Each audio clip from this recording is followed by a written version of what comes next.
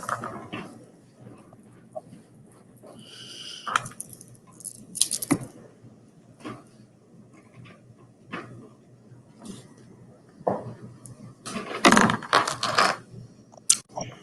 it's your afternoon girlfriend, Yvonne Daniels. Happy Thursday. Yeah. Man, I told you we were going to be going live, and we're talking about a topic today that is so important, a topic that we really need to be talking about, definitely during a time like this with the pandemic still going on. I mean, we're like probably, what, 4 months into this thing now, and it's showing no signs of slowing down. So I have brought on with me a very special guest. I have got Mr. Sylvester Liggins, who is the owner of the Guided Grace Family and Youth Services. Good afternoon, sir. How are you? How you doing, Miss Yvonne? I am wonderful, and I'm so happy to have you on here today, talking to me about mental health. We're talking about something that you have said, as we were discussing a little earlier, the fragility. Mental health is very fragile. And you know, we have folks, we have different groups that are really being affected during this time, especially, with mental health challenges. First and foremost, our essential workers. And of course, we know, once again, we're like about 4 months into this pandemic.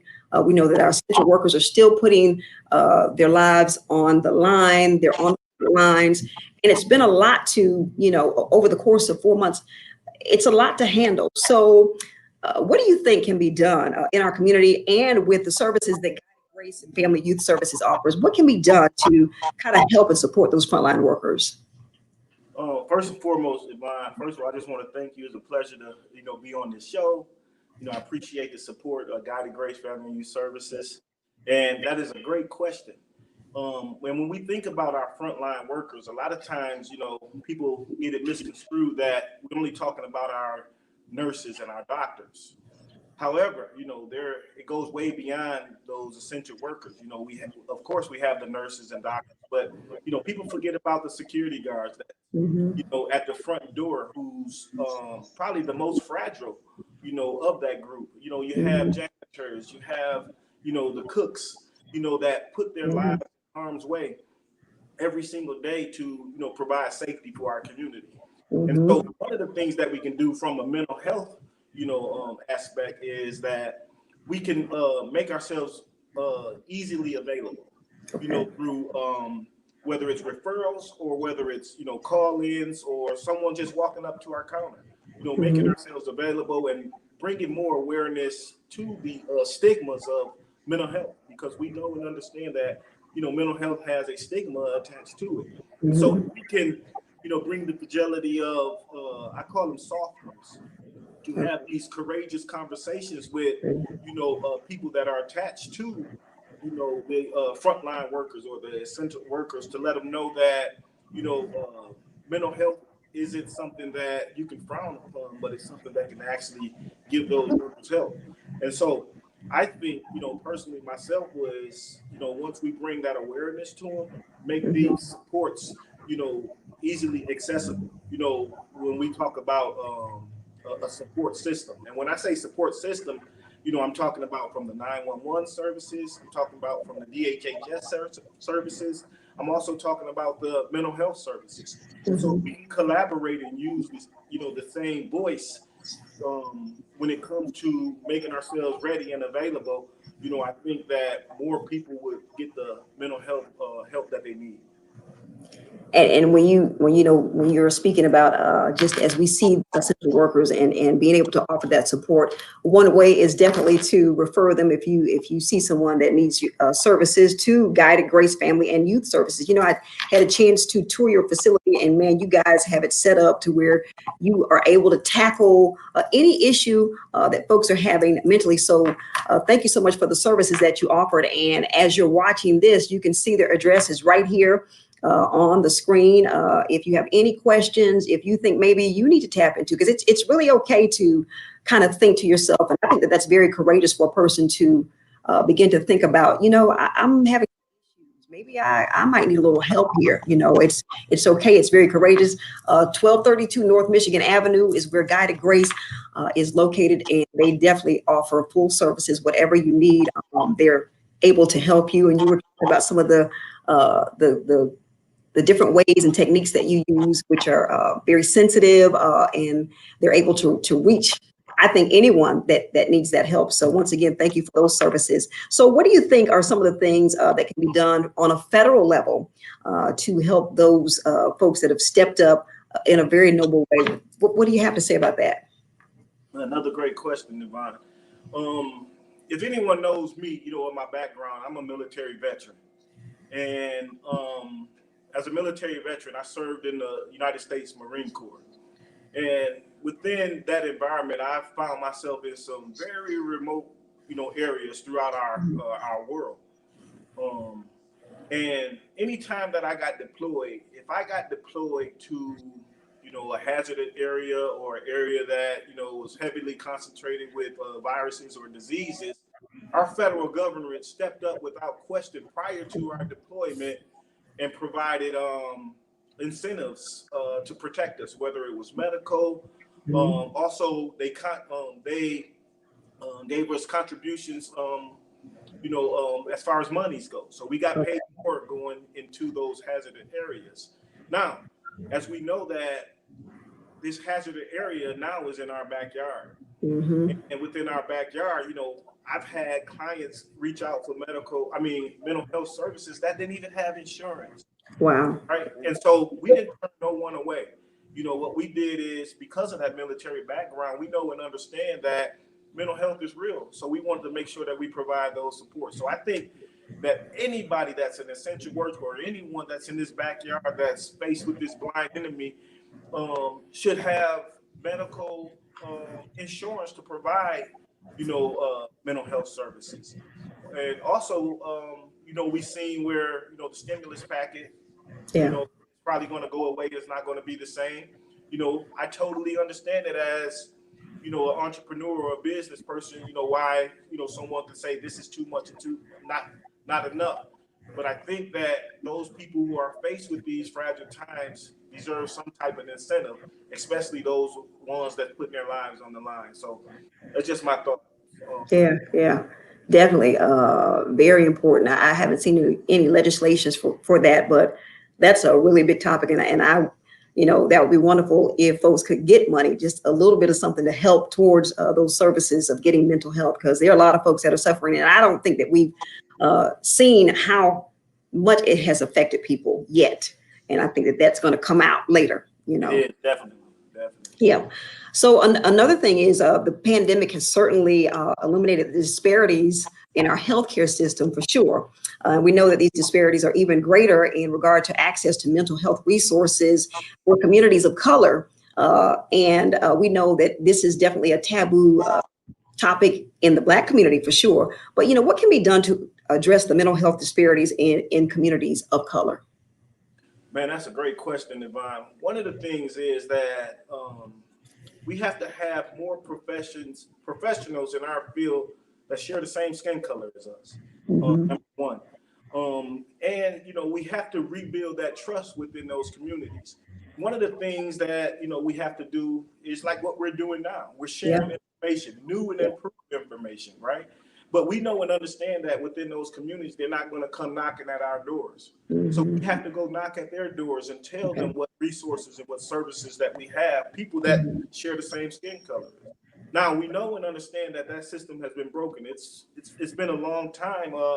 Goes all the way back to the Tuskegee experiment. And within that Tuskegee experiment, African Americans thought that they were just getting treated for just a common cold. Right. And not knowing that they were being, infected with, syphilis. I think syphilis. Yeah. It was syphilis or, a venereal disease. And so that broke the trust. And also, even with, African American women, they were going for routine checkups, to their OB/GYN, and they were leaving with full-blown hysterectomies. Yep. And so what happened was, because of that, broken trust within our health system, our grandmothers and our grandparents and our ancestors, they start coming up with their own remedies, to treat mental health. However, we understand that they do the best that they can with the tools that they have, but it wasn't as effective that it really, really needs to be. Yeah. So we need more people that look like us to go into this profession to rebuild the trust that was broken, years ago, in order Mhm. for us to effectively, support our communities and affect change. Which is another great reason I was just so happy to hear about a Black-owned mental health care facility such as Guided Grace that's in existence. So once again, as you are watching, you see the address there, you see the phone number, you see the email address. If you need any help, please reach out to Guided Grace. They are definitely there to help you. And if you have any questions, you can put those in the comment section there, and we will definitely get to those questions because like Sylvester said, this is a conversation that we need to have. Not only now, I'm glad we're having this, but this is a conversation that's going to have to continue to happen. So. Absolutely, Yeah, absolutely. for sure. Now, as a member of the Black community over the past couple of months, it's been pretty rough, especially with the recent events with George Floyd and Breonna Taylor, who is on the cover of O Magazine. Yeah, Oprah, this is the first time in 20 years that she's had someone else on the cover besides herself. Breonna Taylor is on the cover, and also Ahmaud Arbery. It's just been really rough, just one right after the other. So if you could provide us with some tips, a few tips on ways to cope with trauma and tragedy, we really could use those. Well, here at Guided Grace, one of the things that we actually work on, especially in the African American community, is called emotional intelligence. A lot of times, our people will, I won't say our people, but people of color or Black, they would go try and receive mental health treatment, and it may be with someone that doesn't look like them.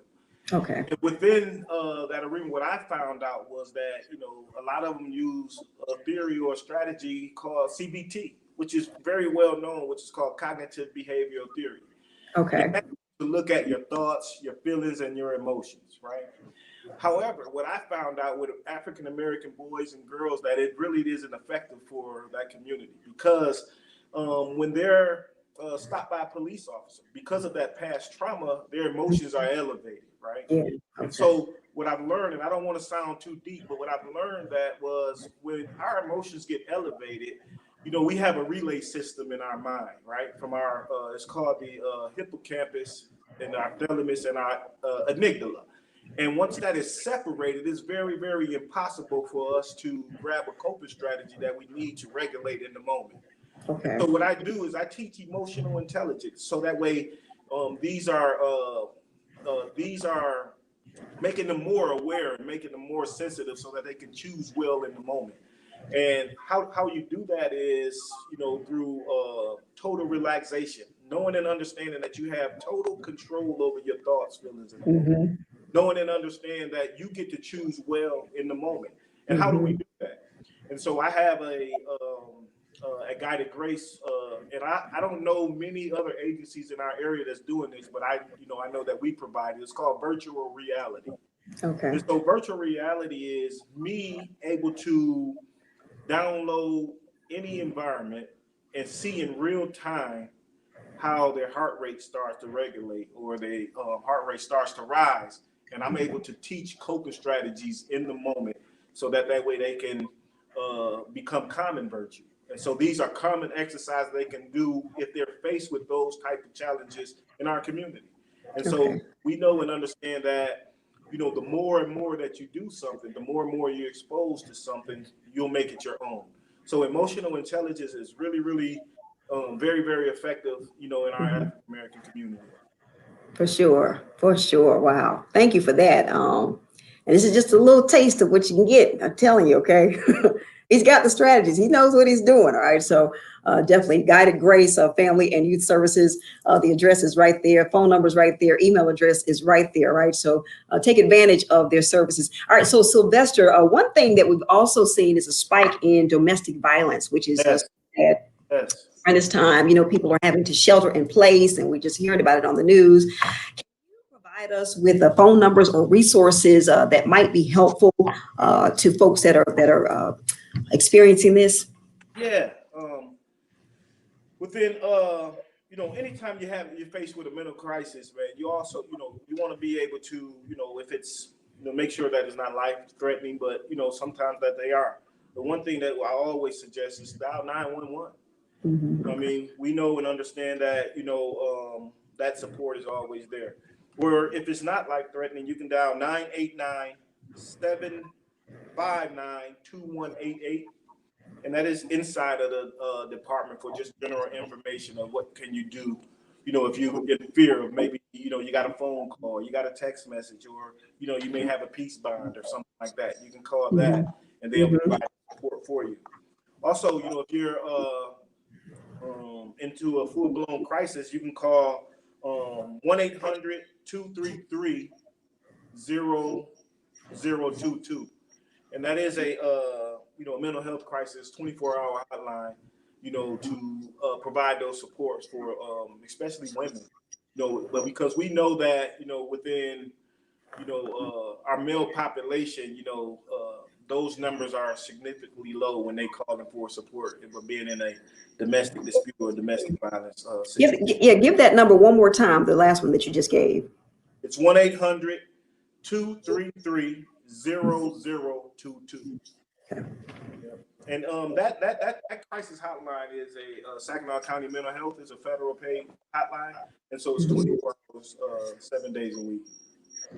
And of course, I don't have the numbers, but you have like the Odyssey House, you have First World Community Centers, that provide those type of supports that you can reach out to. Mhm. And I just want to just to kind of piggyback too on kind of touched on it briefly about how taboo mental health is in the Black community, and how that is probably preventing folks from really getting the help that they need. What would you say about folks that are experiencing that and maybe not getting any help because of it being so taboo? And what we've heard in the Black community growing up about mental health, that people, they're just crazy or whatever. What would you say to those folks? Number one, what I would say is that I believe that, and this is me not trying to push my personal agenda onto our audience or anyone that's listening, but I believe that we have multiple mentors in every area. For our spirituality, we go to our pastors. If someone was to file bankruptcy, they'll go to a bankruptcy lawyer. If someone was building a house, they'll talk to someone. They wouldn't go and talk to their auto mechanic to build a home. And it's no different with mental health. You should be seeking services or support from people who specialize and who are educated in those areas to have you look at new and improved information that, those people that I mentioned above doesn't have the knowledge or the wisdom to actually tap into, your thoughts, your feelings, your emotions, or in your ANS system or your hippocampus area. Those things are very, very huge. And when you're able to look at new and improved information from a total different alternative, that is the key to moving towards total wellness. A lot of time, it's a small shift in just language. If I woke up and said that I gotta get up and go to work at 6 a.m., that feels like a struggle. It feels like, feels like a challenge. But if I say I get to get up and go at 6 a.m., it's motivation. And so what we do, we have these two different locker rooms of emotions. And if you feed it the wrong information, automatically the wrong emotion is going to show up. And so that's how people get stuck into these depressions or these suicidal ideations or homicidal ideations, because they're feeding the hippocampus the wrong information. So what we do with emotional intelligence is feed them the correct information that gets them out of this mental fog. And so people don't understand that. A lot of times, they go to the wrong person to seek the wrong information, and they'll say, "Girl, just get up. Well, boy, get out of the bed. Ain't nothing wrong with you." And the truth of the matter is, they don't know how to connect those ANS systems back in order for them to get up. And so, with me, with that stigma of mental health, I, highly suggest that you just seek out the professional to help you regulate or cope. So to allow me to help co-regulate your emotions so that you can regulate on your own. Yeah. Okay. Good stuff. Good stuff. All right. So with you being a veteran, our uncles, dad is a veteran. I believe it's too often that we forget about our veterans too. We have them returning home without the care and definitely the support that they need. So what would you say is the support that's needed for our veterans who might suffer from a mental illness? Man, that is a great question, Yvonne. One of the things I would say is collaborate with the VA. And I think, to establish a strong alliance, a strong partnership with, our veterans department. Because what I know and understand is that within our veterans arena, that most of these veterans, they go to like the VA to provide this support, but they're overwhelmed. Mm, And because of that overwhelmness, people don't get the services or the support that they actually need. So what happens is it just causes more discouragement. And so with our veterans, I just think that in that department that they need to collaborate with more services like Guiding Grace or, Saginaw County Mental Health or Saginaw Psychological Services, just to name a few, in our area. And then from there, when they collaborate with us, we got to make sure that we're providing service in a total different way. It mhm, can't be a support system where that we just sit down and they listen, right? These veterans got to know that you care. You got to mhm. be coming for a split moment, feeling any pain, any joy, Yeah. without our personal agenda onto theirs. And so when that happens, when they know that they care, it taps into a whole total different belief, and it unlocks a brain power that they didn't think that they had. That they'll receive a motivation or new hopes and dreams that they didn't even know existed. Yeah. Man, I can't believe we're coming to a close. It's been such a great conversation. It's making me smile. Just the fact that we're even able to talk about this services that you all provide, services that are much needed during a time such as this. Your name says it all, Guided Grace, because for what we're talking about, we definitely needs some grace and from folks. Like you said, that look like you in the community is always a great thing. People that understand, that are sensitive, and that know what they're doing, the different techniques to use. So once again, if you're watching, you see their address here, 1232 North Michigan Avenue. If you have any questions, if you just want to find out more about the services they provide, give them a call. This is Sylvester Liggins. He is the owner of the Guided Grace Family and Youth Services. We thank you so much for your time. And as we come to a close, a lot of folks watching here, is there anything that you would like to say? Maybe we didn't get a chance to talk about that you would like to say in closing. Thanks, Yvonne, for opening it up. I just want to say, again, our address is 1232 North Michigan, Saginaw, Michigan, 48602. And if you're familiar with our Saginaw area, myself and my wife and, our business partners, we ended up purchasing the old Red Cross building. However, what we did is we went in and we gutted it and we did a total renovation. So it's not what it used to look like. So, but however, even from the name Guided Grace, we came up with that name. A lot of people may think that it's a spiritual, um, mental health agency. It's not. But guess what? We hear from God. And because we hear from God, we just want to make sure that, we're treating people with every person, every walk, every creed, LBGTQ, whatever, your background, social, economic status, whatever it may be, we treat everybody with dignity, the highest dignity and respect. We wanted to make it feel like it's a family atmosphere at Guided Grace. And what we did is we designed our motto after a one stop and one shop atmosphere. So we also provide, of course, mental health services, but we do medication management. So Okay. we have a psych doctor on staff. We also have a pharmacy attached, to our agency. So you can get the medication management, and then we can provide, fill your. Um, we also provide, marriage counseling.